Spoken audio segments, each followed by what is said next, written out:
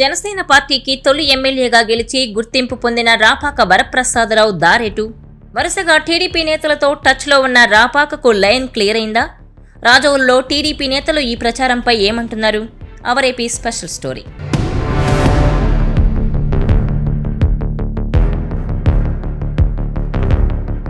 Janasena party తొలి ఎమ్మెల్యేగా నెగ్గి తెలుగు రాష్ట్రాల్లో ఒక్కసారిగా గుర్తింపు పొందిన రాజోలు మాజీ ఎమ్మెల్యే రాపాక వరప్రసాదరావు ప్రస్తుతం దారేటు.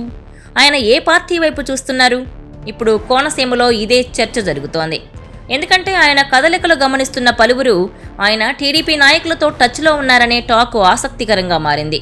రాజోలు నియోజకవర్గంలో టీడీపీకి సరైన నాయకుడు లేకపోవడం ఈ ప్రచారానికి మరో కారణంగా కనిపిస్తోంది. రాజోలులో వ్యక్తిగత ఓటు బ్యాంకు కలిగిన నాయకునిగా గుర్తింపున్న రాపాక వరప్రసాదరావుకు ఇప్పుడు ఇదే అంశం కలిసొచ్చే అవకాశాలున్నాయని పొలిటికల్ సర్కిల్స్లో చర్చ జరుగుతోంది. రాజోలు నియోజకవర్గంలో టీడీపీ ఇన్ఛార్జిగా ఉన్న గొల్లపల్లి సూర్యారావు మొన్నటి సాధారణ ఎన్నికలకు ముందు టీడీపీకి షాక్ ఇచ్చి వైసీపీలో చేరి టికెట్ దక్కించుకున్నారు. 2019 ఎన్నికల్లో రాష్ట్రంలో జనసేన పార్టీకి ఏకైక ఎమ్మెల్యేగా గెలుపొందిన రాపాక జనసేనకు షాక్ ఇచ్చి వైసీపీ గూటికి చేరారు. 2024లో వైసీపీ టికెట్ తనదే అనుకున్న సమయంలో ఎన్నికలకు ముందు వైసీపీలో చేరిన గొల్లపల్లికి అసెంబ్లీ టికెట్ ఇచ్చి రాపాకకు వైసీపీ షాక్ ఇచ్చింది.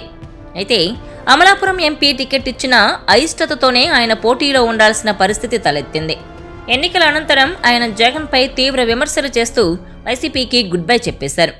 గొల్లపల్లి వైసీపీకి వెళ్లిపోవడంతో అప్పటి నుంచి రాజోలులో టీడీపీకి నాయకుడు లేడు.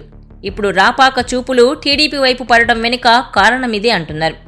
రాజోలులో టీడీపీకి ఇన్ఛార్జ్ లేకపోవడం రాపాకకు కలిసొచ్చే అంశమని, రాపాక రాకకు మార్గం సుగమం అవుతుందంటున్నారు. మొన్నటి సాధారణ ఎన్నికల తర్వాత వైసీపీకి గుడ్ బై చెప్పిన రాపాక వరప్రసాదరావు టీడీపీ కీలక నేతలతో టచ్లో ఉన్నట్టు తెలుస్తోంది. ఈ మధ్యకాలంలో రాష్ట్ర భారీ నీటిపారుదల శాఖ మంత్రి నిమ్మల రామానాయుడు, యనమల రామకృష్ణుడు, ఎమ్మెల్యేలు నిమ్మకాయల చినరాజప్ప, గోరంట్ల బుచ్చయ్య చౌదరి, ఆదిరెడ్డి వాసు తదితరులను కలిసినట్టు టాక్. ప్రస్తుతం రాపాక ఎటూ వెళ్లక సైలెంట్గా ఉన్నా కూడా ఆయన మాత్రం టీడీపీలోకి చేరేందుకు అన్ని ప్రయత్నాలను ముమ్మరం చేస్తున్నారని స్థానికంగా తీవ్రంగా చర్చ జరుగుతోంది. టీడీపీలోకి రాపాక రాకను జనసేన ఓకే చెప్తుందా లేకుంటే వ్యతిరేకిస్తుందా అనేది మాత్రం క్లారిటీ లేదు. గెలిచిన వ్యక్తికి సరైన ప్రాధాన్యత ఇస్తే వెళ్లిపోవడంతో ఆయనపై జనసేన చాలా కోపంతో ఉంది. ఇప్పుడు అలాంటి వ్యక్తిని టీడీపీలోకి చేరనిస్తారా అనేది తేలాల్సిన అంశం. కూటమి పార్టీల్లో నాయకుల చేరికలు పరస్పర అంగీకారంతోనే సాగుతున్నాయనే టాక్ ఒకటి ఉంది.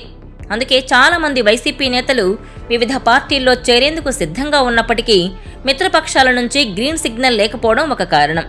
ఆయా నియోజకవర్గాల్లో ఉన్న పరిస్థితులు రెండో కారణంగా కనిపిస్తోంది. ఇప్పుడు రాపాక విషయంలో ఏం జరుగుతుందో చూడాలి.